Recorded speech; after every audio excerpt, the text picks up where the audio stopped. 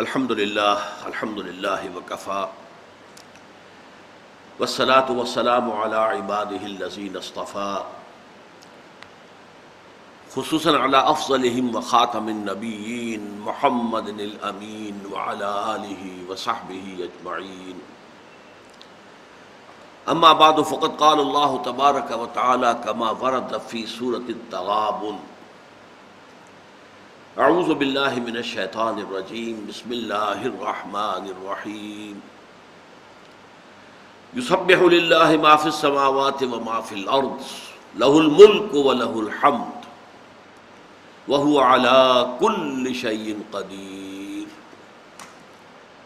هو الذی خلقکم فمنکم کافر ومنکم مؤمن واللہ بما تعملون بصیر. خلق السماوات والارض بالحق وصورکم فاحسن صورکم والیہ المصیر. یعلم ما فی السماوات والارض ویعلم ما تسرون وما تعلنون واللہ علیم بذات الصدور. الم یاتکم نبأ الذین کفروا من قبل فذاقوا وبال امرهم ولہم عذاب علیم. ذلك بأنه كانت تأتيهم رسلهم بالبينات فقالوا وبشر يهدوننا فكفروا وتولوا واستغنى الله والله غني حميد. زعم الذين كفروا أن لن يبعثوا قل بلى وربي لتبعثن ثم لتنبؤن بما عملتم وذلك على الله يسير. صدق الله العظيم.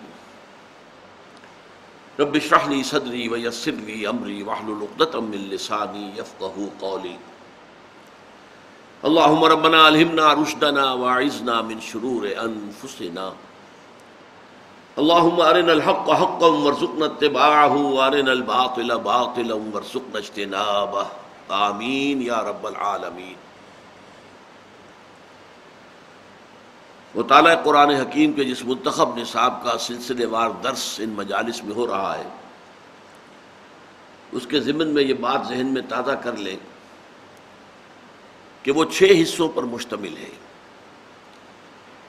پہلے حصے میں 4 جامع اسباق تھے، قرآن حکیم کے ایسے جامع مقامات جن میں انسان کی کامیابی، فلاح و فوز اور عذاب اخروی سے نجات کے جو لوازم ہیں، جو شرائط ہیں، وہ جامع طور پر بیان ہوئے. سورۃ العصر، آیت البر، سورہ لقمان کا دوسرا رکوع، پھر سورہ حامیم السجدہ کی آیات، یہ 4 جامع ترین مقامات تھے. پھر ایمان کے مباحث شروع ہوئے جن کے ضمن میں 3 درس ہو چکے ہیں. سورۃ الفاتحہ، پھر سورہ آل عمران کے آخری رکوع کی 6 آیات، پھر سورہ نور کا وہ رکوع جو آیات نور پر مشتمل ہے، اور آج یہ 4تھا سبق ہے جو سورہ تغابن پر مشتمل ہے. سورہ تغابن 2 رکوعوں پر مشتمل ایک سورت ہے، اور یہ پوری کی پوری ہمارے اس درس میں شامل ہے. اس کی کل 18 آیات ہیں. پہلے رکوع کی 10 آیات، دوسرے رکوع کی 8 آیات. اور یہ قرآن حکیم میں ایمان کی حقیقت اور ایمان کے عملی ثمرات و نتائج کے ضمن میں جامع ترین صورت ہے. نوٹ کر لیجئے میرے لفظ کو، جامع ترین صورت ہے. ویسے جہاں تک ایمان کا تعلق ہے وہ در حقیقت مکی صورتوں کا مضمون ہے.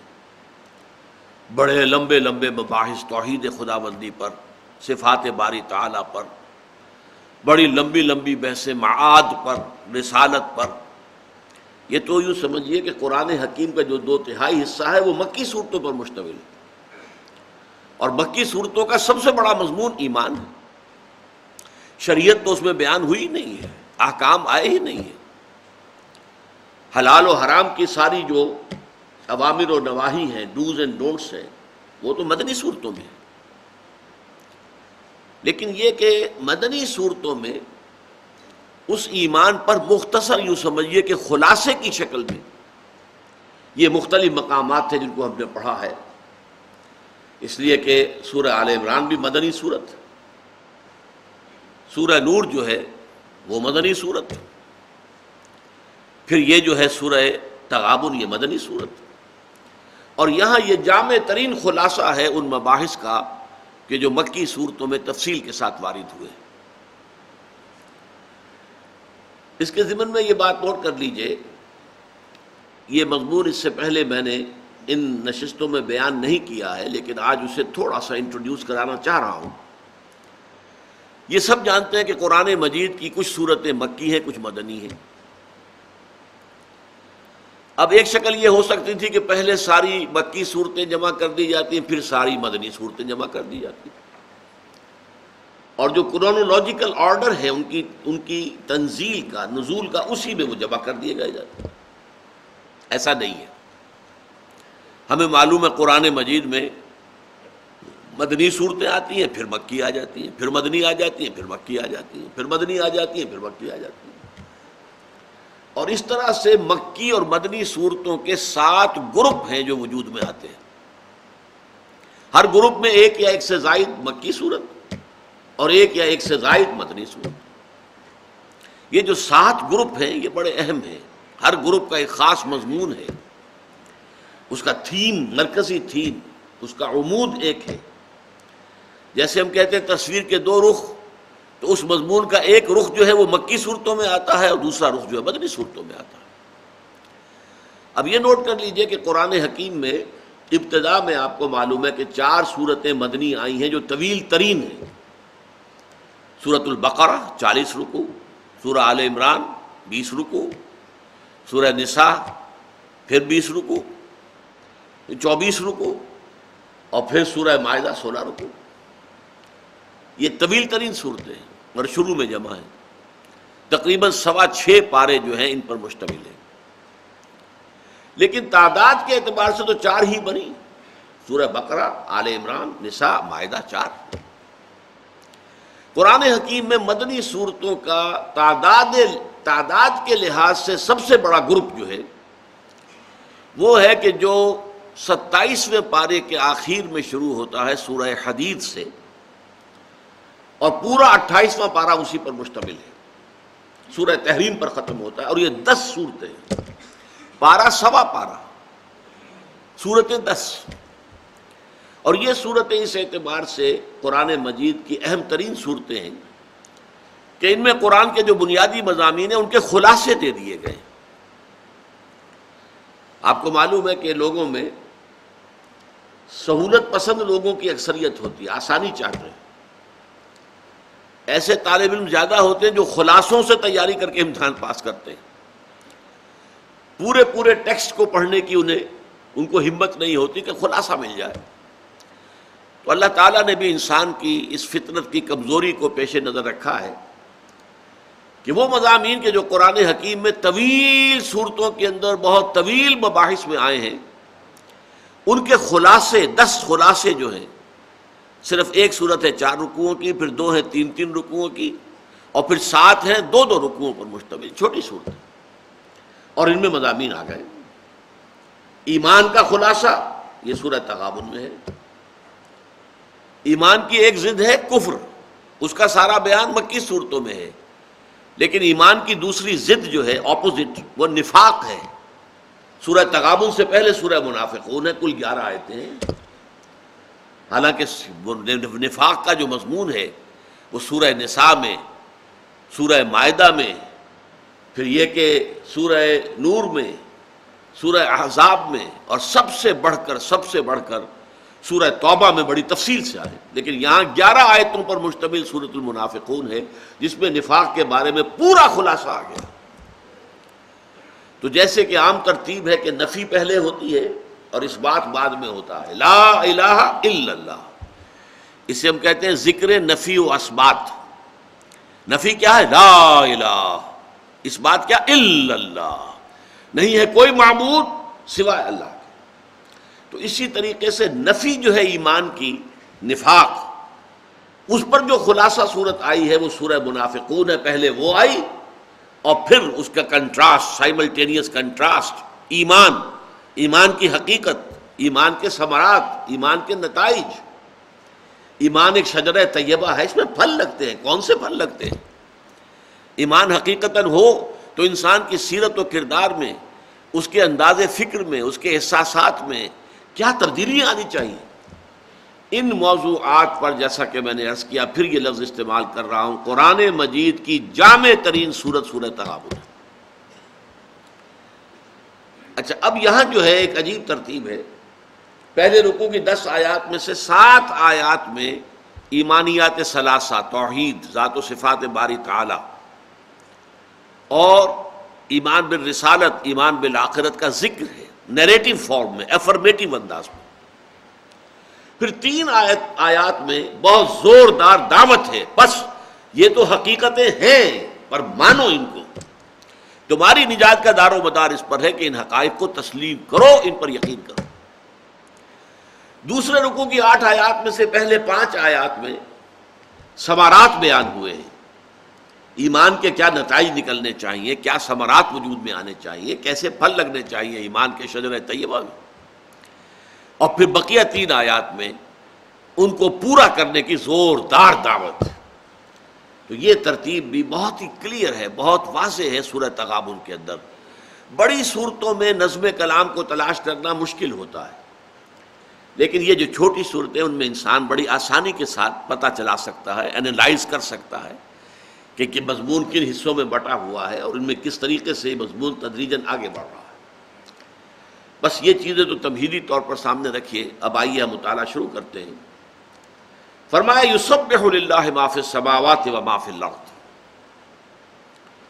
اللہ کی تسبیح کرتی ہے ہر وہ شے جو آسمانوں میں ہے اور ہر وہ شے جو زمین میں ہے۔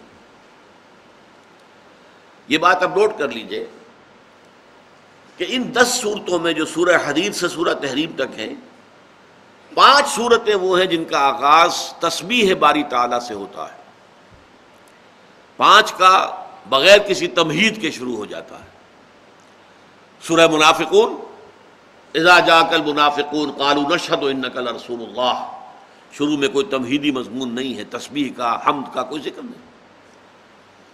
اسی طرح سورہ تحریم، یا ایھا النبی لما تحرم ما احل اللہ لک تبتغی مرضات ازواجک، براہ راست گفتگو شروع ہو گئی۔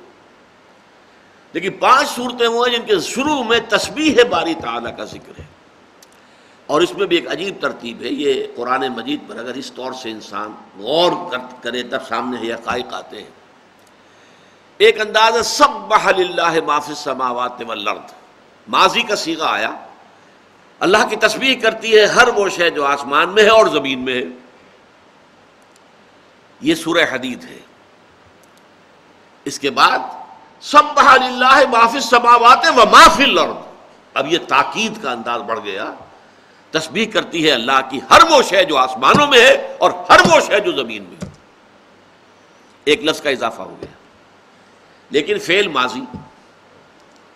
اس کے بعد ہم دیکھتے ہیں 2 صورتوں میں مضارع کا مفہوم آ رہا ہے۔ یسبح للہ ما فی السماوات و ما فی الارض الملک القدوس العزیز الحکیم، سورہ جمعہ۔ یہ فعل مضارع سے شروع ہوا، سبح یسبح، یسبح للہ ما فی السماوات و ما فی الارض لہ الملک و لہ الحمد، یہ ہے سورہ تغابن۔ تو ایک ہی تسبیح کے مضمون کو اس کے ایمفیسس کے اندر تدریجاً ارتقاء، سبح للہ ما فی السماوات والارض، سبح للہ ما فی السماوات و ما فی الارض، یسبح لہ ما فی السماوات والارض، یسبح للہ ما فی السماوات و ما فی الارض۔ یہ جو اسلوب ہے، اس میں جو تاکید کا، ایمفیسس کا تدریجی ارتقاء ہے، اسے سامنے رکھنا چاہیے۔ اب پہلی بات سمجھیے، تسبیح کہتے کسے ہیں؟ تسبیح کرتی ہے کیا معنی؟ ہم کہتے ہیں سبحان اللہ سبحان اللہ سبحان اللہ، یہ تسبیح ہے۔ اصل میں سبح یسبح کا مادہ عربی زبان میں آتا ہے کسی شے کے تیرنے کے لیے۔ پانی کی سطح پر کوئی چیز چل رہی ہے، یہ تیر رہی ہے۔ خلا میں کوئی سیارہ جو ہے اپنے مدار میں حرکت کر رہا ہے، تیر رہا ہے، گرتا نہیں ہے، وہ اپنے اس مدار، اپنے اس لیول کو برقرار رکھتا ہے۔ اسی سے پھر اب فعل متعدی بنا کسی شے کو تیرانا. سبح للہ ما فی السماوات والارض. کسی شے کو تیرانے کا، اللہ کو تیرانے کا مطلب کیا ہے؟ کہ اللہ تعالی کی ذات کے ساتھ کوئی ایسا تصور شامل نہ کر دیا جائے جو اس کے شان کے شایع نہ ہو. گویا کہ ہمارا یہ کہنا اللہ پاک ہے کس بات سے؟ ہر نقص سے، ہر عیب سے، ہر عجز سے، ہر احتیاج سے، ہر کمزوری سے، ہر ضعف سے پاک ہے. وراء الورا ثم وراء الورا ثم وراء الورا. یہ ہے تسبیح کہ ذات باری تعالیٰ کے ساتھ کوئی ایسا تصور لاحق نہ ہو جائے جو اس کی شایان شان نہ ہو. سبح للہ ما فی السماوات والارض. کائنات کی ہر چیز تسبیح کرتی ہے اللہ کی، ہر چیز اللہ تعالیٰ کو اس کے مقام رفیع کے اوپر بیان کر رہی ہے. اور اس میں اتنا زور ہے، سورہ بنی اسرائیل میں فرمایا تسبح لہ السماوات السبع والارض ومن فیہن وَإِن مِّن شَيْءٍ لَّا يُسَبِّحُ بِحَمْدِهِ وَلَٰكِن لَّا تَفْقَهُونَ تَسْبِيحَهُمْ إِنَّهُ كَانَ حَلِيمًا غَفُورًا. ساتوں آسمان اور یہ زمین اور جو کچھ ان میں ہے وہ اللہ کی تسبیح میں لگے ہوئے ہیں. کوئی شے نہیں ہے جو اللہ کی تسبیح اور حمد میں نہ لگی ہوئی ہو. وَإِن مِّن شَيْءٍ لَّا يُسَبِّحُ بِحَمْدِهِ وَلَٰكِن لَّا تَفْقَهُونَ تَسْبِيحَهُمْ. لیکن تم ان کی تسبیح کو سمجھ نہیں سکتے، جان نہیں سکتے. یہ کائنات کی سطح پر جو اللہ کی تسبیح ہو رہی ہے کس معنی میں ہو رہی ہے؟ ہم تو کہتے ہیں سبحان اللہ سبحان اللہ سبحان اللہ، سبحان الملک القدوس سبحان الملک القدوس سبحان الملک القدوس، یہ ہماری تسبیح ہے. کائنات کی ہر شے جو تسبیح کر رہی ہے وہ اس اعتبار سے کہ وہ اپنے وجود سے اس بات کا ثبوت دے رہی ہے کہ میرا پیدا کرنے والا ہر ضعف، ہر احتیاج اس سے پاک ہے، اعلیٰ ہے، عرفہ ہے، منزہ ہے. جیسے دیکھیے کہیں کوئی تصویر لگی ہوئی ہو تو وہ تصویر اپنے وجود سے گواہی دے رہی ہے کہ میرا مصور جس نے مجھے بنایا ہے اناڑی ہے یا ماہر ہے. اگر کوئی بہت اعلیٰ مصور ہے، بہت ماہر مصور ہے، تو اس کی تصویر اس کی تسبیح کرتی ہے کہ میرا مصور جس نے مجھے پینٹ کیا ہے وہ ماہر فن ہے، وہ کمال کے مرتبے پر فائز ہے اپنے اس فن میں. اسی طریقے سے کائنات کا ذرہ ذرہ گواہی دے رہا ہے ہمارا پیدا کرنے والا، ہمیں چلانے والا، ہمیں وجود عطا کرنے والا، ہمیں برقرار رکھنے والا، وہ ہر عیب سے، ہر نقص سے، ہر ضعف سے، ہر کمزوری سے، ہر احتیاج سے پاک ہے، اعلیٰ ہے، عرفہ ہے، منزہ ہے، مبرہ ہے. یہ ہے کائناتی تسبیح. کائنات کا ذرہ ذرہ تسبیح کر رہا ہے. البتہ اس میں ایک امکان اور بھی ہے جو آیت میں نے آپ کو سورہ بنی اسرائیل کی سنائی ہے، وَلَٰكِن لَّا تَفْقَهُونَ تَسْبِيحَهُمْ. تم ان کی تسبیح کو نہیں سمجھ سکتے، جبکہ یہ تسبیح جو میں نے بیان کی یہ تو ہماری سمجھ میں آ گئی کہ کائنات کی ہر شے اپنے وجود سے گواہی دے رہی ہے کہ میرا پیدا کرنے والا ایک کامل ہستی ہے جس کے نہ علم میں کوئی کمی ہے، نہ حکمت میں کوئی کمی ہے، نہ اس کے قدرت میں کوئی کمی ہے، وہ کامل ہستی. تو یہ تو سمجھ میں آ گئی بات. قرآن کہہ رہا ہے وَلَٰكِن لَّا تَفْقَهُونَ تَسْبِيحَهُمْ. تم ان کی تسبیح کو نہیں سمجھ سکتے. اس کا کیا مطلب ہے؟ عین ممکن ہے کہ اللہ نے ہر شے کو ایک زبان عطا کی ہو اور وہ اپنی زبان میں اللہ کی تسبیح بھی کر رہے ہو، سبحان اللہ کے مالا بھی جپ رہے ہو. عین ممکن ہے. قرآن مجید سے یہ ثبوت تو ملتے ہیں کہ پرندے حضرت داؤد علیہ السلام کے ساتھ مل کر تسبیح کرتے تھے، پہاڑ تسبیح کرتے تھے. جب حضرت داؤد علیہ السلام صبح کے اوقات میں in the small hours of the morning جنہیں آپ کہتے ہیں، جو تہجد کا وقت ہے، اس وقت جب اللہ کے حمد کے ترانے الاپتے تھے، اس لیے کہ زبور جو ہے جو حضرت داؤد کو دی گئی وہ زبور کیا ہے؟ وہ حمد خدا بندی کے ترانے ہیں، مزمور، اور ان کو بہت ہی یوں سمجھیے کہ غنائیہ انداز کے اندر پڑھا جاتا ہے. اور حضرت داؤد کو اللہ تعالیٰ نے جو لہن عطا کیا تھا، ان کے گلے کے اندر جو ہے باقاعدہ ایک ساز اللہ نے پیدا کر دیا تھا. لہذا وہ جب اپنی اس کیفیت میں، وجد کی کیفیت میں جب اللہ کی حمد کے ترانے الاپتے تھے تو پرندے اور پہاڑ ان کے ساتھ شامل ہو جاتے تھے۔ یہ قرآن سے ثبوت ہے۔ پرندوں کی اپنی بولی ہے، اپنی بولی میں وہ اللہ کی تسبیح کرتے ہیں، پہاڑوں کی اپنی زبان ہے، اور اسی کا ذکر آیا ہے سورہ حامیم السجدہ کے اندر بھی۔ قیامت کے دن ہمارے اپنے ہاتھ ہمارے خلاف گواہی دیں گے، اے اللہ یہ بدبخت تو نے مجھے اس کے حوالے کیا تھا، یہ مجھ سے غلط کام کرواتا تھا۔ ہمارے ہاتھ گواہی دیں گے، ہماری کھالیں ہمارے خلاف گواہی دیں گی، اور ہم حیران ہو کر کہیں گے میری کھال، میرے ہاتھ، میرے پاؤں، میری آنکھیں میرے خلاف گواہی دے رہی ہیں، لما شہدتم علینا، تم کیوں ہمارے خلاف گواہی دے رہی ہو؟ تو وہ چیزیں کہیں گی، ہمارے اعضاء کیا کہیں گے؟ انطقنا اللہ الذی انطق کل شیء، آج ہمیں بھی گویائی اور نطق عطا کر دیا اس ذات نے جس نے ہر شے کو گویائی عطا کی ہے۔ تو اس سے بھی معلوم ہوتا ہے کہ ہر شے کو اللہ نے کوئی گویائی دی ہے، ہر شے کو کوئی نطق عطا کیا ہے، اور وہ اپنی اسی گویائی کے مطابق، اپنے اسی نطق کے مطابق اللہ کی تسبیح کرتے ہیں۔ اچھا یہاں نوٹ کیجئے، یہ جو ایک کانسیپٹ ہے تسبیح کا، یہ ایک نیگیٹو کانسیپٹ ہے۔ اللہ پاک ہے اس سے کہ کوئی ضعف ہو، کوئی کمزوری ہو، کوئی احتیاج ہو، ان چیزوں سے پاک ہے، یہ ایک نیگیٹو کانسیپٹ ہے۔ حمد جو ہے وہ ایک پازیٹو کانسیپٹ ہے۔ اللہ تعالیٰ کی ذات تمام صفات کمال سے متصف ہے، تمام خوبیاں بتمام کمال اس کی ذات میں موجود ہیں۔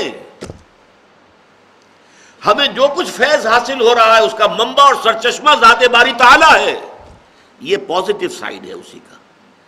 اسی کو کہتے ہیں یہ نیگیٹو اور پازیٹو، تسبیح سبحان اللہ اور حمد الحمدللہ۔ سبحان اللہ میں اللہ تعالیٰ کی ذات کو ہر عیب سے، ہر نقص سے، ہر کمی سے، ہر ضعف سے، ہر احتیاج سے منزہ قرار دینا، اعلیٰ و ارفع قرار دینا، مبرہ قرار دینا، یہ تسبیح ہے۔ اور یہ بات ماننا کہ تمام صفات کمال اللہ تعالیٰ کی ذات میں بتمام و کمال موجود ہے۔ قدرت ایک صفت ہے اعلیٰ، هو علی کل شیء قدیر، وہ ہر چیز پر قادر ہے۔ علم ایک صفت ہے، اعلیٰ صفت ہے، هو بکل شیء علیم، وہ ہر چیز کا علم رکھنے والا ہے، وہ بصیر ہے، وہ سمیع ہے، تمام کمالات جو ہے اس کی ذات میں جمع ہیں۔ یہ حمد ہے۔ اب میں آپ کو ایک حدیث سنا رہا ہوں، یہ جامع ترمذی میں ہے، راوی ہے حضرت عبداللہ ابن عمرو بن العاص رضی اللہ تعالی عنہما، عن عبداللہ ابن عمرو بن العاص رضی اللہ عنہما قال قال رسول اللہ صلی اللہ علیہ وسلم التسبیح نصف المیزان، تسبیح سے میزان معرفت خداوندی اس کا پلڑا آدھا بھر جاتا ہے، وہ الحمدللہ تملأہ، اور الحمدللہ سے وہ پورا ہو جاتا ہے۔ آدھی معرفت ہے تسبیح سبحان اللہ، اور آدھی معرفت ہے الحمدللہ۔ اس کی وجہ کیا ہے سوچ لیجئے، جہاں تک اللہ تعالیٰ کی ذات کا تعلق ہے ہم اسے نہیں جان سکتے، وہ وراء الورا ثم وراء الورا ثم وراء الورا، ذات باری تعالیٰ ہم اسے نہیں جان سکتے، ہمارے فہم سے، ہمارے تصور سے، ہمارے تخیل سے بعید از بعید، بعید از بعید، بعید از بعید، وراء الورا ثم وراء الورا ثم وراء الورا۔ اللہ تعالیٰ کی ساری معرفت جو ہمیں حاصل ہوتی ہے صفات سے ہوتی ہے، اور صفات یا تنزیہی ہے سبحان اللہ، اللہ پاک ہے ہر نقص سے، ہر عیب سے، ہر ضعف سے، ہر احتیاج سے، الحمدللہ، اور تمام صفات کمال اس کی ذات میں جمع۔ تو التسبیح نصف المیزان، تسبیح سے میزان آدھی ہو جاتی ہے، وہ الحمدللہ تملأہ، اور الحمدللہ جو ہے وہ اس کو بھر دیتی ہے، وہ لا الہ الا اللہ، اور یہ کلمہ لا الہ الا اللہ جو ہے لیس لہا دون اللہ حجاب حتی تخلص الیہ، حتی تخلص الیہ، یہ کلمہ تو ایسا ہے کہ اس کے اور اللہ کے درمیان کوئی حجاب ہی نہیں، یہاں تک کہ وہ اللہ تعالیٰ کی ذات تک پہنچ جاتا ہے۔ لا الہ الا اللہ۔ اب آپ نوٹ کیجئے ہمارا جو کلمہ ثالث ہے، اگر وہ یاد کیے ہوں آپ نے، اول کلمہ طیب، پھر دوسرا شہادت، پھر تیسرا سبحان اللہ والحمد للہ ولا الہ الا اللہ واللہ اکبر ولا حول ولا قوۃ الا باللہ العلی العظیم۔ یہ در حقیقت یہ کلمات کیا ہیں؟ معرفت خداوندی، جس حد تک کہ وہ ہماری پہنچ میں ہے، ذات کو ہم نہیں جان سکتے، قطعاً نہیں جان سکتے۔ کوئی تصور کریں گے تو شرک میں مبتلا ہو جائے گا۔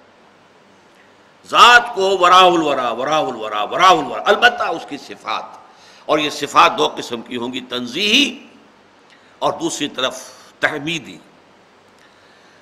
یسبح للہ ما فی السماوات و ما فی الارض، تسبیح کرتی ہے اللہ کی ہر وہ شے جو آسمانوں میں ہے اور ہر وہ شے جو زمین میں ہے۔ لہ الملک، بادشاہی اسی کی ہے۔ یہ جو لفظ ہے لہو ملک السماوات والارض، سورہ حدید میں 2 مرتبہ آیا ہے، ابتدائی 6 آیات کے اندر 2 مرتبہ۔ مدنی صورتوں میں اللہ تعالیٰ کی صفت الملک، الملک القدوس السلام المومن، الملک بادشاہ، الملک القدوس السلام المومن المہیمن العزیز الجبار المتکبر، پہلا کیا ہے؟ الملک۔ یسبح للہ ما فی السماوات و ما فی الارض الملک القدوس العزیز الحکیم۔ الملک، بادشاہ حقیقی وہ ہے، اس لیے کہ اللہ تعالیٰ کی ذات کا یہ پہلو، ایک ہے معبود، ہم نماز اس کی پڑھتے ہیں، لیکن ایک ہے وہ بادشاہ ہے، اس کا قانون ماننا ہوگا، اس کی حکومت قائم کرنی ہوگی۔ اگر کوئی بغاوت ہو گئی ہے، کوئی اور حاکم بن کر بیٹھ گیا ہے اور بادشاہ بن کر بیٹھ گیا ہے، اس کے خلاف جہاد کرنا تم پر فرض ہے کہ اس کی حکومت ختم کرو اور اللہ کی حکومت قائم کرو۔ یہ تمہاری وفاداری کا ٹیسٹ ہے۔ غیر اللہ کی حاکمیت پر مطمئن ہو کر بیٹھ رہے تو تم خود غدار ہو۔ آپ کو معلوم ہے کسی ملک کا ایک جائز بادشاہ ہے، اس کے خلاف کسی نے بغاوت کر دی، اب رعایا میں سے جو لوگ باغیوں کا ساتھ دے رہے ہیں وہ بھی تو سب باغی ہوئے نا۔ یہ کائنات جو ہے اس میں الملک اللہ ہے، لہو ملک السماوات والارض، آسمان اور زمین کی بادشاہی اسی کی ہے۔ یہاں اگر کوئی فرعون آ کر بیٹھ گیا کہ نہیں میرا حکم چلے گا، الیس لی ملک مصر وہذہ الانہار تجری من تحتی، کیا مصر کی حکومت میری نہیں ہے اور یہ سارا آبپاشی کا نظام میرے کنٹرول میں نہیں ہے؟ آن دی منارک آف آل سروے، میرا حکم چلے گا۔ تو یہ کون ہے؟ یہ اللہ کا باغی ہے۔ کوئی نمرود ہو وہ اللہ کا باغی ہے، اور آج عوام بن گئے ہیں فرعون اور نمرود۔ یہ sovereignty, popular sovereignty, we are sovereign, ہم جو چاہیں گے قانون بنائیں گے۔ ہم نہیں جانتے کیا اللہ کہتا ہے، کیا رسول کہتا ہے، کس کو اس نے حلال قرار دیا، کس کو حرام قرار دیا۔ ہماری ریپرزنٹیٹیوز، ان کو پورا اختیار حاصل ہے، جو چاہے قانون بنائیں۔ وہ زنا کے لائسنس جاری کریں، they have the right, they have the authority. وہ 2 مردوں کی شادی لیگلائز کر دیں، دے ہیو دی رائٹ۔ آج دنیا میں ہو رہا ہے، باقاعدہ ریکگنائز کی جاتی ہے شادی 2 مردوں کے مابین۔ ایک مرد کو شوہر کا سٹیٹس دیا جاتا ہے، دوسرے کو بیوی کا سٹیٹس دیا جاتا ہے، قانونی انداز میں۔ اتنی پرورشن دنیا کے اندر آ چکی ہے، اتنی فطرت انسانی مسخ ہو چکی ہے، اور وہ کس پر ہے؟ Popular sovereignty. Sovereignty belongs to the people. No, sovereignty belongs to Allah. لہو ملک السماوات والارض۔ تو الملک کا جو تصور ہے، لہو الملک، بادشاہی اسی کی ہے۔ افحسبتم انما خلقناکم عبثا وانکم الینا لا ترجعون فتعالی اللہ الملک الحق لا الہ الا ہوا رب العرش الکریم۔ آخرت کے اس بات پر اللہ تعالیٰ کے ملک ہونے سے ثبوت لایا گیا۔ کیا تم یہ سمجھتے ہو کہ ہم نے تمہیں عبث پیدا کیا، بیکار پیدا کیا، تم ہماری طرف لوٹائے نہیں جاؤ گے؟ جبکہ اللہ تعالیٰ ملک الحق ہے، بادشاہ ہے۔ بادشاہ تو جزا و سزا دیا کرتا ہے، باغیوں کو سزا دیتا ہے، وفاداروں کو کھلاٹیں دیتا ہے، انعامات دیتا ہے۔ الملک الحق اللہ ہے، کیسے ممکن ہے وہ اپنے وفاداروں، اپنے فرما برداروں کو جزا نہ دے، بدلہ نہ دے، اور جو غدار ہیں، جو باغی ہیں، انہیں سزا نہ دے؟ کیسے ممکن ہے؟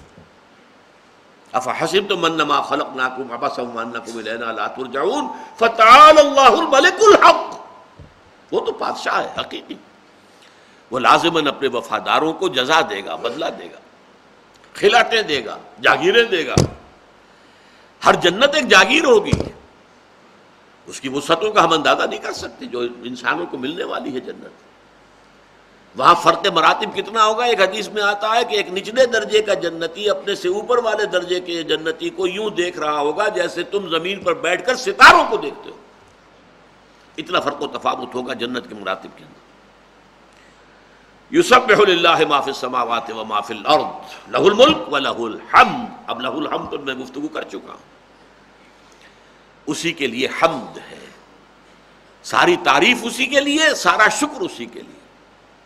جو کچھ تمہیں مل رہا ہے، تمہارے وجود کے جو تقاضے پورے کرنے کے لیے ضروری اشیاء تم تک پہنچ رہی ہیں، ان سب کی سورس، فائنل سورس ذات باری تعالی ہے، اسی کے احسانات ہیں۔ وہی خالق ہے اور وہی رازق ہے، اسی نے کائنات پیدا کیا، وہی مدبر ہے، یدبر امر من السماء الى الارض۔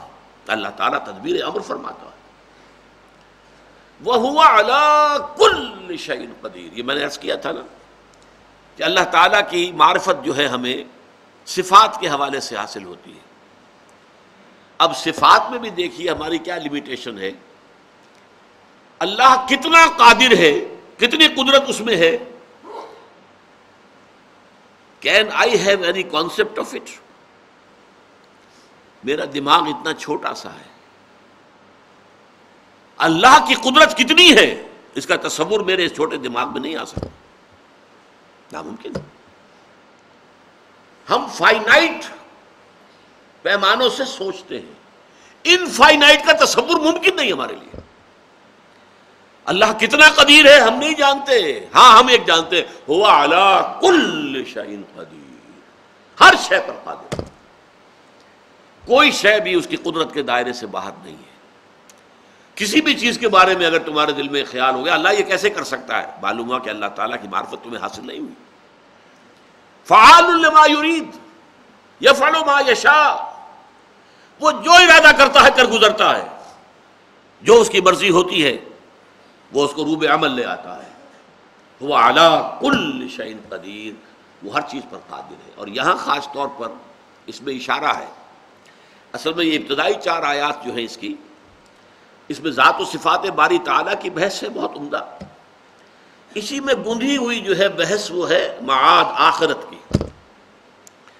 آخرت کے ضمن میں بھی سب سے بڑی بات یہی آتی ہے نا، کیسے پیدا ہو جائیں گے؟ جب مر جائیں گے، مٹی ہو کر مٹی میں مل جائیں گے، ہماری ہڈیاں بھی گل سڑ جائیں گی، ہیہات لما توعدون، یہ انہونی بات ہے، انہونی بات ہے، نہیں ہو سکتا۔ یہی ہے نا، کیسے ہوگا؟ یہ در حقیقت نفی کس بات کی ہے؟ وَهُوَ عَلَىٰ كُلِّ شَيْءٍ قدیر کی نفی ہو گئی۔ اگر اللہ کی قدرت سے یہ بعید ہے تو اللہ ہر شے پر قادر نہیں ہے، پھر وہ اللہ ہی نہیں ہے جو ہر شے پر قادر نہ ہو۔ لہذا یہاں اس کا تعلق اس سے بھی ہے۔ باقی جیسا کہ میں نے عرض کیا کہ صفات باری تعالیٰ کے ضمن میں بھی مثلا اللہ سمیع ہے، سنتا ہے۔ اللہ کتنا سنتا ہے کیا میں اندازہ کر سکتا ہوں؟ کیسے سنتا ہے کیا میں سمجھ سکتا ہوں؟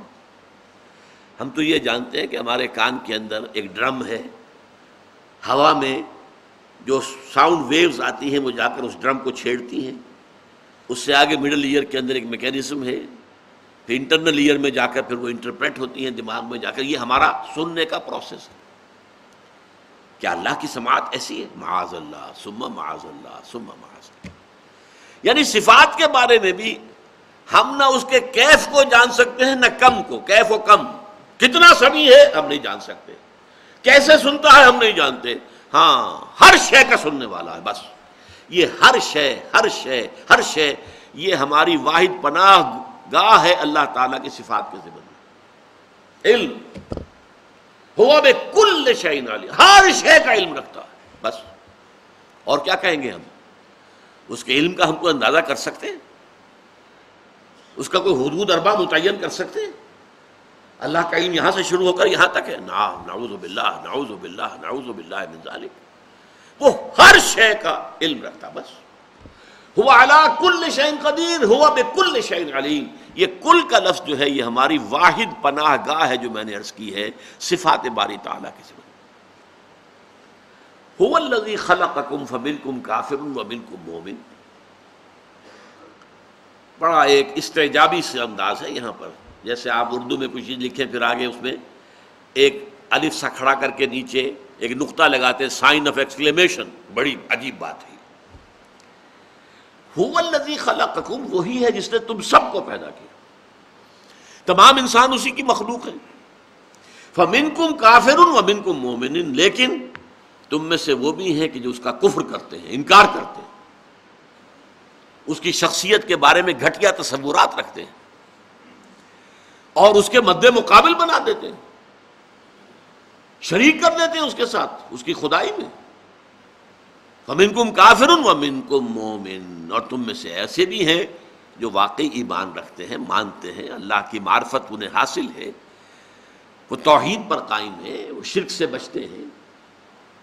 واللہ بما تعملون بصیر، اور جو کچھ تم کر رہے ہو اللہ اسے دیکھ رہا ہے۔ بڑا پیارا انداز ہے یہاں۔ پہلے تو یہ کہ اگرچہ مخلوق سب اللہ کی ہے، کافر بھی، مومن بھی، منافق بھی، صادق الایمان بھی، سب کس کی پیداوار ہے؟ اللہ تعالیٰ نے پیدا کی۔ اب یہ اپنے اپنے طرز عمل ہیں جو اختیار کیے، کوئی کافر ہے فمنکم کافر ومنکم مومن، لیکن اللہ تمہیں دیکھ رہا ہے کا کیا مطلب ہے؟ اس کا تمہیں بدلہ ملے گا، تمہارا جو حق ہے وہ تمہیں پورا دے دیا جائے گا۔ جیسے ہم کہتے ہیں نا کبھی ہم تمہارے طرز عمل کو دیکھ رہے ہیں، کیا مطلب ہے اس کا؟ تم ہماری نگاہ میں ہو، یہ نہ سمجھنا کہ ہمیں معلوم نہیں ہے تم کیا کر رہے ہو۔ اس میں ایک دھمکی مضمر ہے، دھمکی، تمہارے غلط کاموں کا پورا پورا جو ہے تمہیں سزا مل جائے گی۔ ہم تم سے غافل نہیں ہیں، we know what you are doing۔ کیا مطلب؟ تمہیں تمہارے اعمال کا، تمہارے کردار کا بھرپور صلہ مل جائے گا۔ خلق السماوات والارض بالحق، اس نے آسمانوں اور زمین کو پیدا کیا حق کے ساتھ۔ اب اس کا کنٹراسٹ یاد کر لیجئے جو سورہ آل عمران میں آیا تھا، ربنا ما خلقت ھذا باطلا، اے رب تو نے یہ سب کچھ بیکار پیدا نہیں کیا، بے مقصد پیدا نہیں کیا۔ اس کے برعکس بات کیا ہوئی؟ یہ حق کے ساتھ پیدا کیا، یہ پرپس فل کریشن ہے۔ یہاں ایک گھاس کا پتا اور گھاس کا تنکا بھی بغیر کسی مقصد کے نہیں، every thing is serving some purpose. تو اللہ نے تمہیں ایسی تو نہیں پیدا کر دی، یہ کوئی کھیل نہیں ہے، یہ رام کی لیلا نہیں ہے، اس نے کوئی کھیل اور تفریح تباہ کے لیے اور اپنی ہابی کے طور پر تمہیں پیدا نہیں کیا ہے۔ خلق السماوات والارض بالحق، آسمانوں اور زمین کو اس نے پیدا کیا حق کے ساتھ۔ نتیجہ خیز، اور نتیجہ تو تبھی نکلے گا جبکہ تم میں سے جو لوگ نیکوکار ہیں انہیں ان کی نیکی کا پورا پورا بدلہ ملے، جزا ملے، اور جو شریر ہیں، بدماش ہیں، باغی ہیں، غدار ہیں، انہیں ان کے طرز عمل کی پوری پوری سزا ملے۔ خلق السماوات والارض بالحق وصورکم فاحسن صورکم، اور دیکھو تمہاری نقشہ کشی کی ہے اللہ نے، اور کس قدر عمدہ نقشہ کشی کی ہے۔ انسان کے اعضاء، اس چہرے میں آنکھیں، ناک جس طرح سیٹ کی گئی ہیں، جس طرح دونوں آنکھیں مل کر ایک بائنوکولر جو ہماری ویژن آتی ہے، یہ تو اب فزیولوجسٹ سے پوچھئے۔ صورکم فاحسن صورکم، بہترین تصویر کشی کی ہے تمہاری۔ وَإِلَيْهِ الْمَصِيرُ، اور اسی کی طرف لوٹ کر بھی جانا ہے۔ ربنا ما خلقت ھذا باطلا سبحانک فقنا عذاب النار، اے رب ہمارے تو نے یہ سب کچھ بیکار بے مقصد پیدا نہیں کیا ہے، ہمارے اندر نیکی اور بدی کا شعور تو نے پیدا کیا ہے، تو یقیناً اس کے نتیجے نکلیں گے، گندم از گندم بے روید، جو سے جو، لہذا وَإِلَيْهِ الْمَصِيرُ، اور اسی کی طرف تمہیں لوٹ جانا ہے۔ کس لیے؟ مجازات کے لیے، حساب کتاب کے لیے، جزا و سزا کے لیے۔ چوتھی آیت اور یہ اللہ تعالیٰ کی صفت علم پر قرآن مجید کی عظیم ترین اور جامع ترین آیت ہے۔ اللہ کی صفت علم کو 3 انداز میں بیان کیا ایک ہی آیت میں۔ یعلم ما فی السماوات والارض، وہ جانتا ہے جو کچھ آسمانوں میں ہے اور زمین میں ہے۔ کیا کوئی چیز باہر رہ گئی؟ نہیں، لیکن ڈائمنشن ایک اور ہے، ایک اور بعد ہے۔ وَيَعْلَمُ مَا تُسِرُّونَ وَمَا تُعْلِنُونَ، وہ جانتا ہے جو کچھ تم چھپاتے ہو اور جو کچھ تم ظاہر کرتے ہو۔ کوئی چیز تم نے اپنے دماغ دل کے اندر روک کے رکھی ہوئی ہے، چھپا کر رکھی ہوئی ہے، لوگوں کے سامنے نہیں لا رہے ہو، لوگوں کے سامنے کچھ بیان کر رہے ہو، تمہارا اپنا موقف ہے۔ اللہ جانتا ہے جو کچھ کہ تم چھپا رہے ہو اور جو کچھ کہ تم بیان کر رہے ہو۔ ابھی ایک 3rd ڈائمنشن بھی ہے، واللہ علیم بذات الصدور، اللہ تو سینوں کے اندر جو چیز مخفی ہے اس کو بھی جانتا ہے۔ اب یہ تسرون کے علاوہ کوئی شے ہوئی نا، ورنہ تو ریپیٹیشن ہو جائے گی۔ ریپیٹیشن جو ہے وہ تو کسی کلام کا حسن نہیں ہوتا، عیب ہوتا ہے۔ اس پر میں بہت عرصے غور کرتا رہا، پھر یہ نکتہ کھلا کہ دیکھیے ہماری علم کی ایک ڈائمنشن وہ بھی ہے جسے ہم خود نہیں جانتے، جسے ہم کہتے ہیں subconscious mind. What is lurking in your subconscious mind? جیسے سانپ ہوتا ہے نا پھنیر، اور وہ پھکارے مار رہا ہو، ہمارا سب کانشیس مائنڈ جسے ہم خود بھی نہیں جانتے۔ ہم نے اگر کسی چیز کو جان بوجھ کر چھپایا ہے تو وہ تو ہم جانتے ہیں جس کو ہم چھپا رہے ہیں، وی نو اٹ۔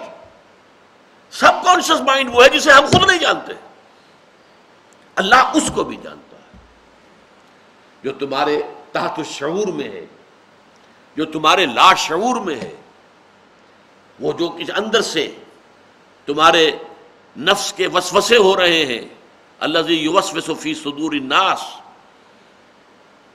اور توسوس بہ نفس، یہ جو اللہ تعالیٰ تو ہے ان سے بھی واقف ہے جن کا تمہیں شعور نہیں ہے۔ تو 3 ڈائمنشن ہو گئی۔